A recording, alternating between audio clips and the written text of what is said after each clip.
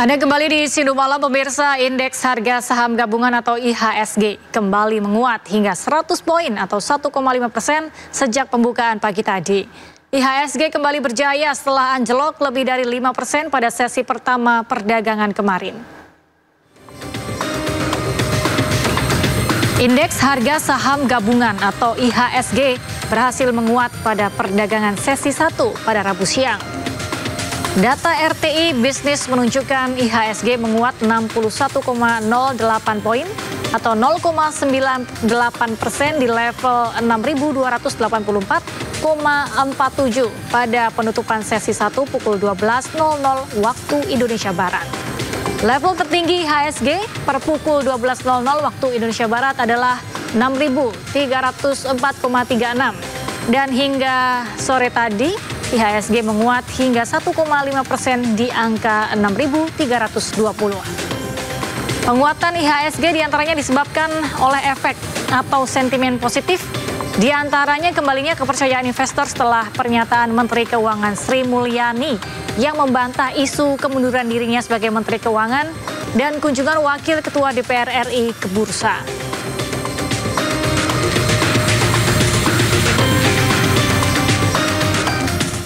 Pemerintah merespons koreksi dalam IHSG dengan memastikan pengelolaan APBN dilakukan secara kredibel guna mendukung kepercayaan investor.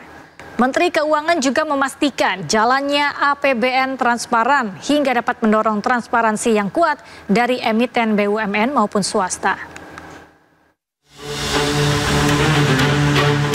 Indeks harga saham gabungan atau IHSG sempat anjlok hingga 6% pada sesi pertama hari Selasa 18 Maret 2025. Merespons negatifnya pasar saham domestik, Menteri Keuangan Sri Mulyani menjelaskan bahwa saat ini fundamental ekonomi domestik masih stabil. Menteri Keuangan memastikan kepercayaan investor surat berharga negara dapat terjaga sekalipun IHSG sempat goyah. Selain itu, Sri Mulyani menyebut saat ini penerimaan pajak terus membaik, di mana penerimaan bruto APBN tumbuh 6,6% pada Maret 2025.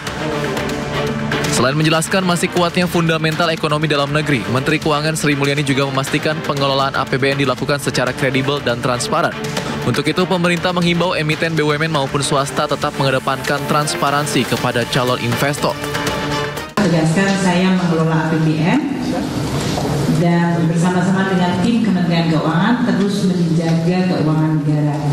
Kami ada di sini, kami bertanggung jawab, kami terus menjaga keuangan negara sebagai instrumen yang sungguh luar biasa penting bagi pencapaian tujuan-tujuan pembangunan yang sudah disampaikan oleh Presiden Prabowo dan juga di dalam menjaga kepercayaan masyarakat. Itu tanggung jawab dan tugas kami.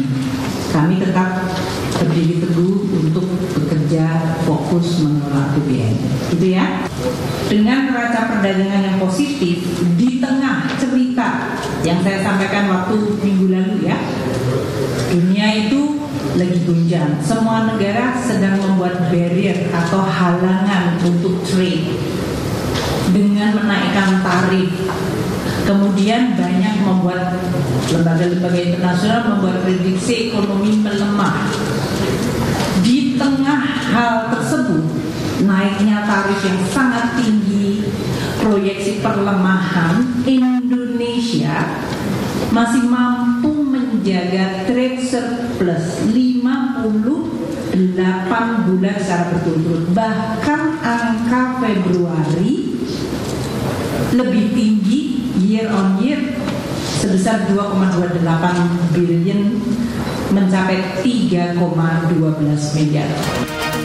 Sebelumnya PT Bursa Efek Indonesia telah menginformasikan bahwa pada Selasa 18 Maret 2025 telah terjadi pembekuan sementara perdagangan atau trading hold sistem perdagangan di PT Bursa Efek Indonesia pada pukul 11:19 waktu Jakarta. Hal tersebut dipicu penurunan indeks harga saham gabungan yang mencapai 5% sebelum penutupan sesi pertama.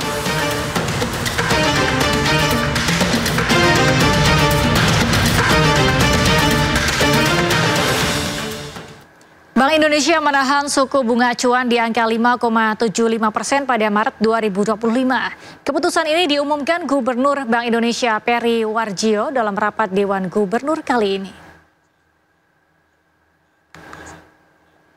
Gubernur Bank Indonesia Peri Warjio mengungkapkan penahanan suku bunga di posisi 5,75% konsisten dengan upaya BI dalam menjaga inflasi tetap terkendali. Target sasarannya adalah 2,5% plus minus 1% pada 2025 dan 2026. Peri juga ingin tetap mempertahankan stabilitas nilai tukar rupiah yang sesuai dengan fundamental khususnya di tengah ketidakpastian global yang tetap tinggi. BI juga terus mencermati prospek inflasi dan pertumbuhan ekonomi dalam memanfaatkan ruang penurunan BI rate dengan mempertimbangkan pergerakan nilai tukar rupiah. Rapat Dewan Gubernur Bank Indonesia pada 18 dan 19 Maret 2025 memutuskan untuk mempertahankan BI rate sebesar 5,75%, demikian juga suku bunga deposit facility tetap sebesar 5% dan suku bunga lending facility tetap sebesar 6,5%. Keputusan ini konsisten dengan upaya menjaga perkiraan inflasi 2025 dan 2026 tetap terkendali dalam sasaran 2,5 plus minus 1%, mempertahankan stabilitas nilai tukar rupiah yang sesuai dengan fundamental di tengah ketidakpastian global yang tetap tinggi, dan turut mendorong pertumbuhan ekonomi yang berkelanjutan. Beralih ke informasi lain, pemirsa, Gubernur Jakarta Pramono Anung, Menko PMK dan Menko Pangan Zulkifli Hasan mengunjungi tempat pengolahan sampah terpadu TPST Bantar Gebang, Bekasi, Jawa Barat. Ketiga mantan Menteri era Presiden Joko Widodo ini meninjau fasilitas pengolahan sampah milik pemerintah Provinsi Jakarta berupa refuse derived fuel. Fasilitas RDF di Bantar Gebang sudah berjalan dengan kapasitas pengolahan sampah sebanyak 2.000 ton per hari. RDF sendiri adalah metode pengelolaan sampah dengan cara daur ulang dan mengubah sampah menjadi bahan bakar terbarukan sehingga menambah nilai ekonomi sampah. Metode RDF diharapkan bisa mengurangi sampah yang bermuara di Bantar Gebang. Ini akan sangat bermanfaat bagi Jakarta. Jakarta sekarang ini setiap hari rata-rata kurang lebih 8.000 lah sampahnya. Dan dengan proses yang ada RDF di Bantar Gebang maupun Rorotan, mudah-mudahan bisa turun nanti sampai dengan 5.000 sampai 6.000. Pemerintah berencana membangunkan kembali proyek Giant Seawall atau tanggul laut raksasa di utara Pulau Jawa. Hal ini dilakukan untuk menangani persoalan penurunan muka tanah dan banjir rob di pesisir utara Pulau Jawa. Menko Infrastruktur dan Pembangunan Kewilayahan Agus Harimurti Yudhoyono mengatakan rencananya ia dan jajarannya akan melakukan integrasi dan pemutakhiran semua studi-studi soal Giant Seawall yang sudah ada di Indonesia. Pembangunan tanggul laut akan menggunakan skema pendanaan yang disiapkan pemerintah dan melibatkan swasta. Dikerjakan secara paralel karena kita memetakan tadi, nanti bisa dijelaskan pada saatnya, misalnya pesisir utara Jawa, itu tidak semuanya harus menjadi prioritas nomor 1. Ada beberapa yang masih bisa dengan pendekatan lain. Jadi ada istilahnya itu gray solution dengan green solution. Misalnya kalau beton itu sudah merupakan ya berarti ada pembangunan infrastruktur, tapi juga masih bisa menggunakan pendekatan misalnya dengan mangrove dan lain sebagainya atau kombinasi di antaranya. Kemudian tadi juga dipaparkan oleh Pak Deputi ada beberapa pilihan. Pilihan ini tergantung kondisi sekali lagi dari tiap-tiap daerah. Bisa tanggul itu sifatnya kita defensif, kita ada tetap di situ dibikin tanggul, atau karena kalau sudah parah sedangkan anggaran membuat tanggul lebih mahal dibandingkan kita mundur, maksudnya retreat, masyarakat harus mundur sedikit begitu, kalau memungkinkan lahannya masih ada, bisa dipilih jalan itu. Atau kalau memang tidak memungkinkan untuk mundur bertahan, maka go forward, ke depan. Jadi kita majukan, itulah konsep Sea Dikes atau konsep tanggul laut tadi. Ya, kita menuju ke informasi jelang mudik lebaran. Pemirsa, iNews Media Group bersama Kementerian Infrastruktur dan Pembangunan Kewilayahan serta Korlantas Polri melepas tim peliputan mudik 2025. Nantinya tim peliputan iNews Media Group akan tersebar di hampir seluruh wilayah Indonesia. 2, 1, inilah pelepasan tim liputan mudik iNews. Dari lobi iNews Center Kebon Sirih, Jakarta Pusat, iNews Media Group melepas ratusan tim peliputan mudik 2025 untuk membantu maksimalkan laporan informasi seputar arus mudik dan arus balik Lebaran 2025 kepada masyarakat. Hadir dalam pelepasan tim peliputan mudik 2025, CEO iNews Media Group Angela Tanusudibyo bersama Menteri Koordinator Bidang Infrastruktur dan Pembangunan Kewilayahan Agus Harimurti Yudhoyono melepas tim liputan mudik Lebaran 2025. Sebanyak 63 orang diturunkan untuk melaporkan situasi arus mudik dan arus balik musim mudik Lebaran 2025.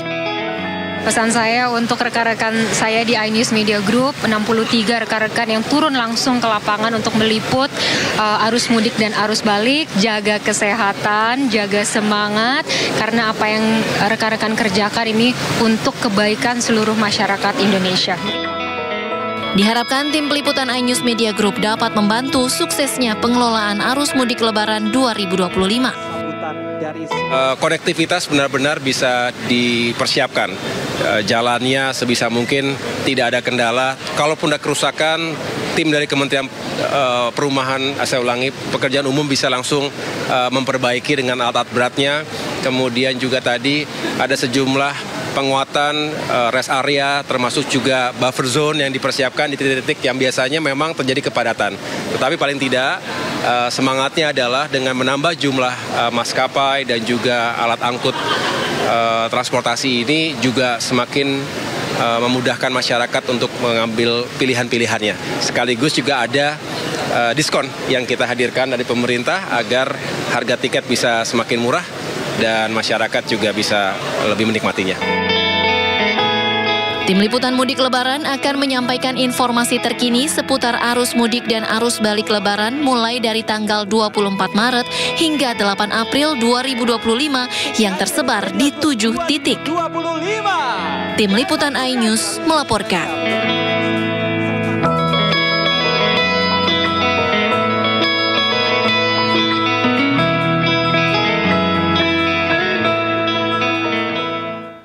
Menyambut masa mudik Lebaran, Jasa Marga menggelar siaga operasional Idul Fitri 1446 Hijriah.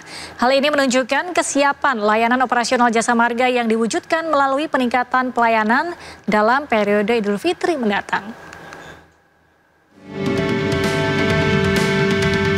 PT Jasa Marga memprediksi sebanyak 2,18 juta kendaraan akan melakukan arus mudik saat libur Lebaran 2025. Angka ini dinilai naik 1,1% dibandingkan dengan arus mudik tahun lalu.